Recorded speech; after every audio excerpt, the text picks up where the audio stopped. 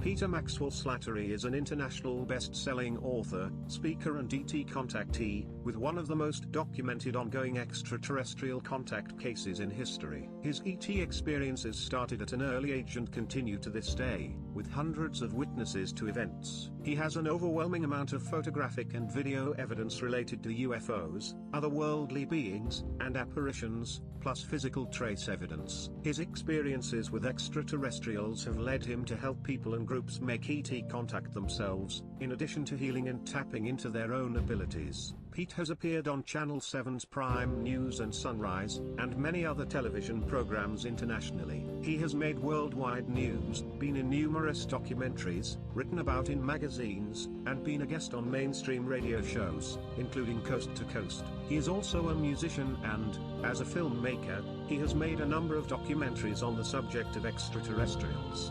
Peter continues to open the world up to the greater reality that we are not alone and that we are all amazing, powerful beings.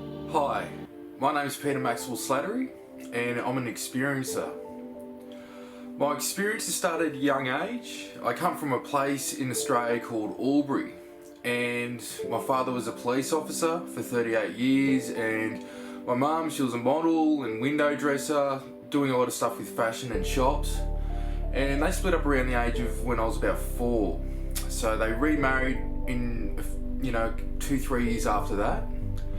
And that's when my experiences started, around that time. And I remember specifically because I moved into a new house my mum got with my stepfather.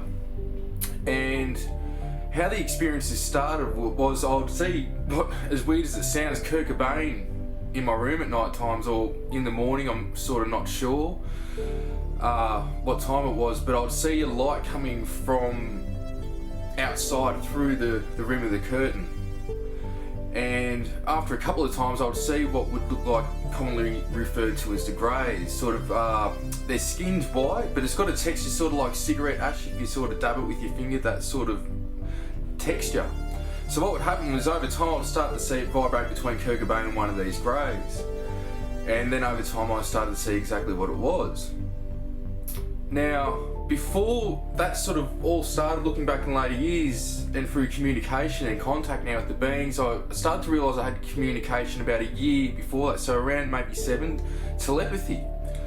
It wasn't until later years, really looking back, because I was getting information and prophecies and predictions, and I would tell my parents when things were about to happen, and they would happen. And it was this female that would speak to me in my mind.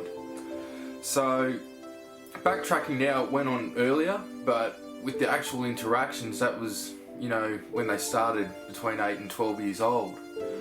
So, when I was 12, I saw my first UFO craft. It was looked like a weight on the end of a bar when you go to the gym, and it was like a matte grey colour, and it was going from Lavington in Albury in front of Red Light Hill until out of view. Now, it was about 3 times the size of a football field. It was massive, and so I never told anyone about that. I don't know if anyone else saw it, and to this day I'm just thinking, how didn't anyone else see that? But that was my first sighting of a UFO. So, in the teenage years, I was a bit wild. Was in a few bands, and I played guitar and sang. Then I ended up playing drums. I was really good at drums, and I was a bit of a wild child. So, during those years I had paranormal experiences, high strangeness, seeing stuff fly across the room, wispy stuff I'd see, apparitions. It wasn't an everyday thing, but it happened quite a lot. And then in 2004 was when it sort of started up for me again, because the first sighting I think was around 1995. So just under 10 years later, I was with a friend coming back from another friend's place on the way to my house, and there was this orb about the size of a 2-storey building. The craft was going over a suburb of a place called Glenroy, and it was doing this for quite a while. There was a few other cars pull up, and we just didn't know what we were looking at. So, within time I had a few more sightings, and then 2010 was when it ramped up. Because during those years I had different jobs. I was a cleaner, I worked at a few different places doing maintenance. and I was also a rap artist. So I was in the top 10 of the independent charts, the mp3.com.au charts for quite a while. And even recently, last year, I was number 2 on the Triple J charts here, Unearthed charts. So that's been a big part of my life. But 2010, I was with a friend, and we spotted an object out the front of my apartment at the time. And so a few days after that, I think we ended up having 5 or 6 sightings in a short period of time, probably a couple of weeks around that time period, which was quite phenomenal. They ended up getting on the news. I contacted the Australian Air Services, and they said there was nothing in our area at the time. So we didn't know what it was, but not long after that was when things picked up. I continued to have sightings, and what's different with my case compared to a lot of others is a lot of the stuff that happens around me is during the day, and a lot of people are around. So now I've got around 3,500, probably about 3,500 photos, videos. The really good stuff I've got analysed by Jason Gleaves, who's ex-Air Force, UK Air Force and Aerospace. And I've accumulated a lot of other sort of things. But in time I started to see what I can only call these blue orbs, these blue balls of light.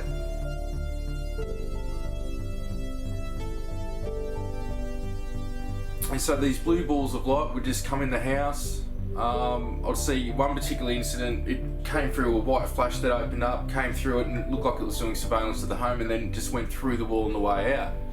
Yeah, so not long after that, to get to the weird stuff, I started to see a liquid blue light beam that would appear during the day. And so this thing would be about 7 foot tall. It was humanoid, had eyes, mouth, but it wasn't like how ours is. It was just like everything was made out of liquid blue light. And over time I learnt later that these beings call themselves the Elohim.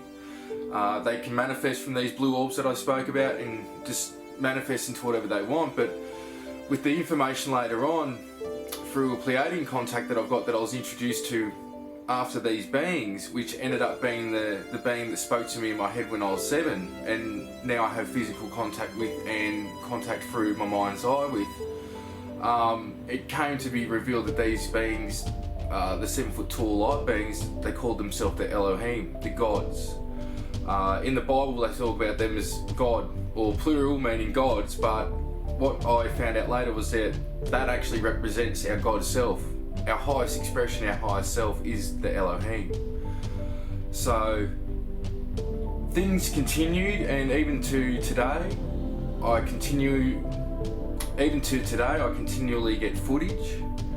A lot of witnesses to events around me. There's physical trace evidence, metal samples of one of the components of the crafts, or part of what the crafts are made out of, landing marks, or a landing circle that's been tested and just found cadmium in it.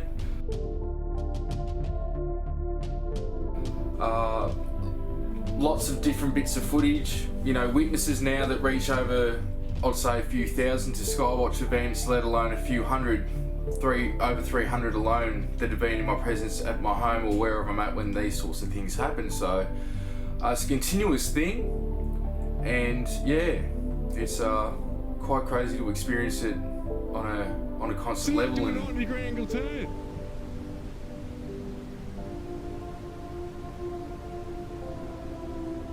Oh, look at that!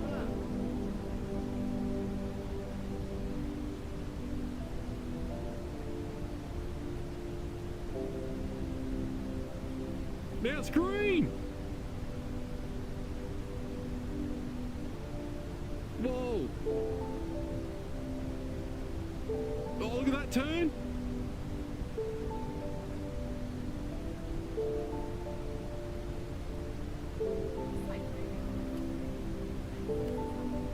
No joke, that moved like a kilometre in the blink of an eye. Whoa!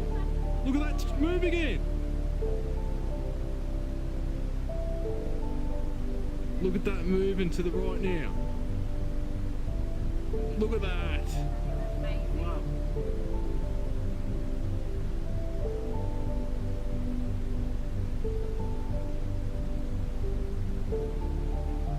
Look at that.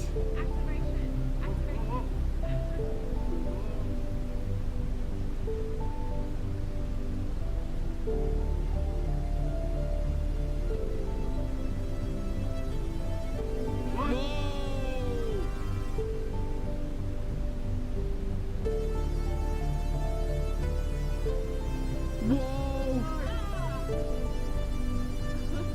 Seriously?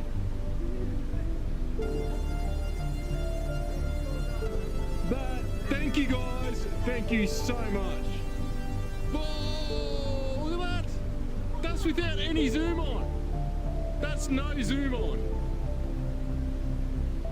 Thank you.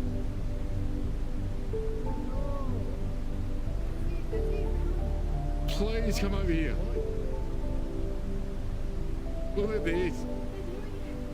Thank you. Thank you. Look at it doing an S shape. This is just amazing. Thank you. Grazie.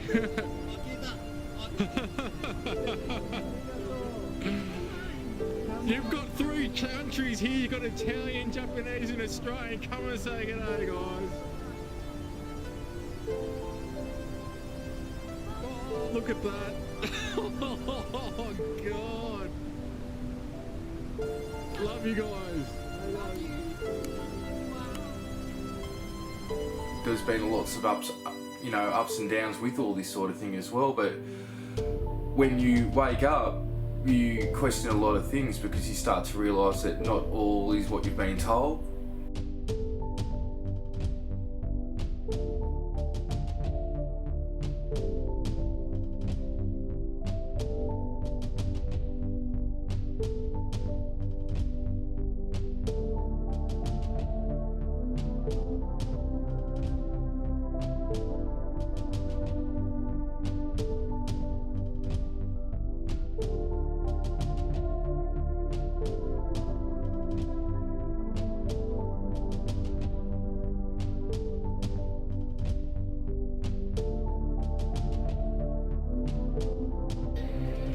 Can you see the big cloud like that?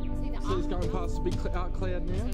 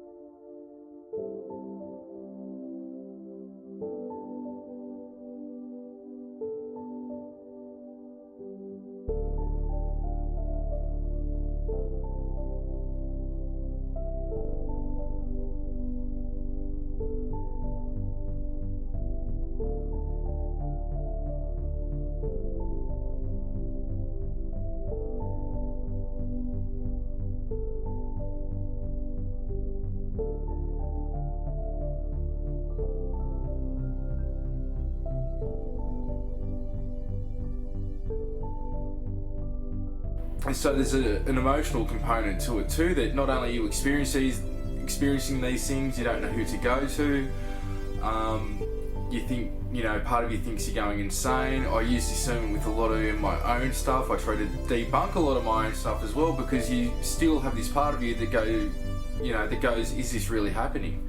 So yes, it's quite a journey, but the payoff is as well is that I wouldn't have it any other way, because what I've got to experience, the people I've got to meet, the beings that I've reconnected with from the other realms, it's been a beautiful thing. But here on Earth right now, we're going through these trials and tribulations, and the family from beyond, not just that are extraterrestrials, but from these realms that have no part to do with planets, which I call the geometric light realms. We're reconnecting with these, you know, the greater family of man, as they say. And yeah, it's quite a big time the human race is going through, but you know, it's been amazing. And so, but with some of the crafts I've experienced, you know, seen triangle crafts, cigar-shaped crafts, flying saucers, orbs of light, all this I've been able to capture. There's been fleets that I've captured. There was one incident where I left the infrared camera on after I kept on seeing something in my peripheral one night on the way back from the lounge room to the kitchen, and I was able to get what looks like a grey alien, but it was more in apparition form, wasn't in physical form.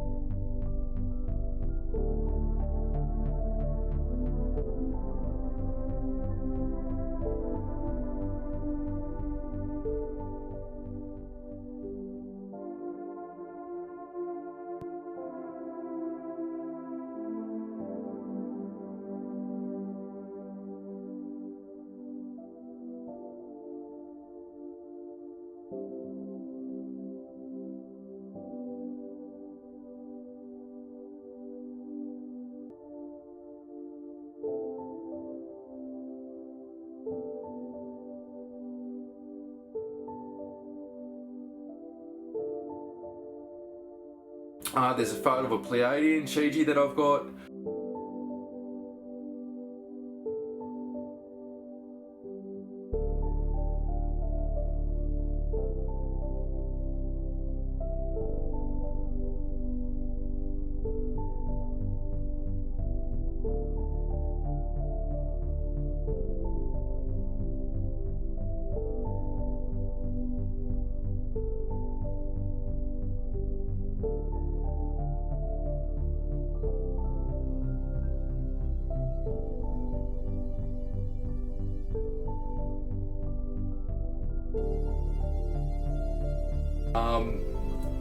There's a photo of a light beam from Andromeda that I've got as well.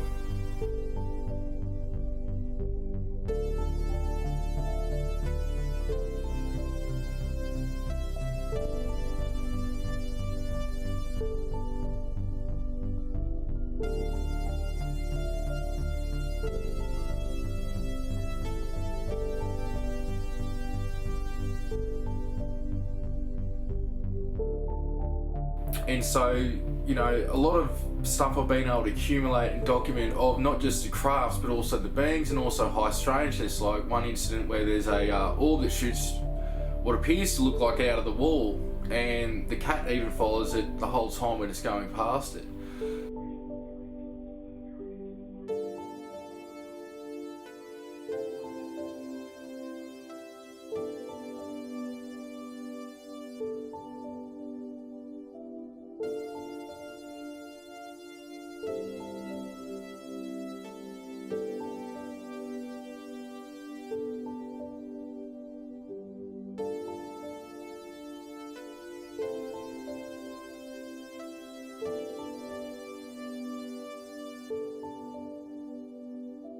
So I've had marks on me that glow in the dark under black light.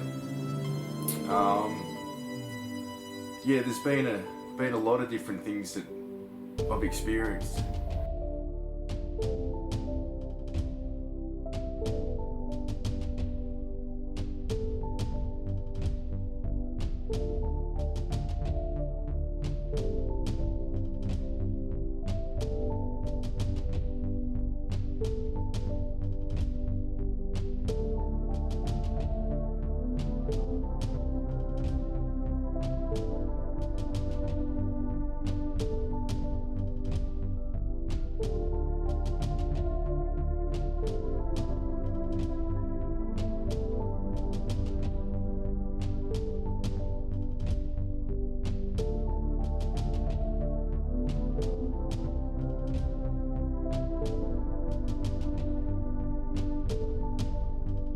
A simple scientific experiment which could simplify and explain the similarities between the growing number of UFOs and aerial phenomenon seen worldwide, which appear to morph between unusual and spectacular shapes, and are clearly shown in this footage. Scientists introduced acoustic sound frequencies to a droplet of water under controlled laboratory conditions. The field's ultrasonic waves flatten the levitating droplet of water, but throughout the surface tension remains together. Clearly defined waves start to form and move radially around the droplet as the field's strength frequency is increased. Moving through the frequency scale, from the second harmony to the sixth harmony, notice how the number of waves or nodes on the droplet corresponds with the relevant numbered harmonic applied. So increasing the sound frequency in turn gives the visual impression to witnesses that UFOs appear more of a solid structure in appearance. Upon reaching the eighth harmony, increase the frequency too high and the droplet disintegrates as its surface tension is overcome, thus breaking apart and losing its form and structure.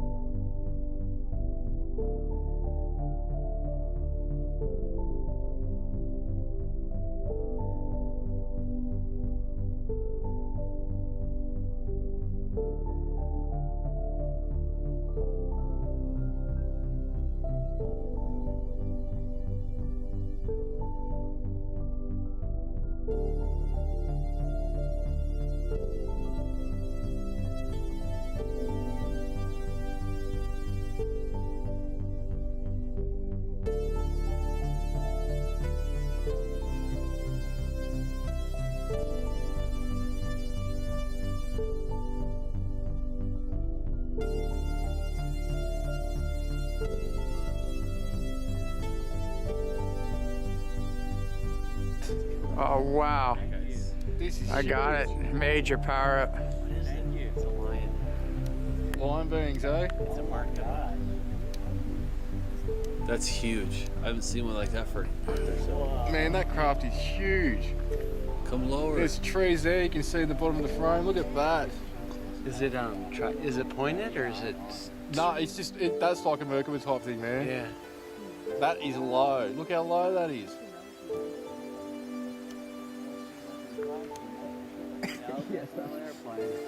Yeah, no strobes, no running lights.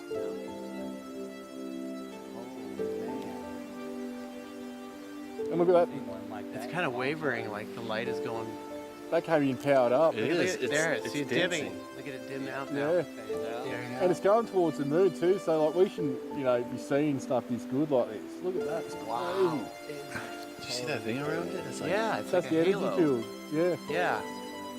I'm zooming in way on it. Oh. Wow. Man, this thing's Look at like that. orange. It's like going. It's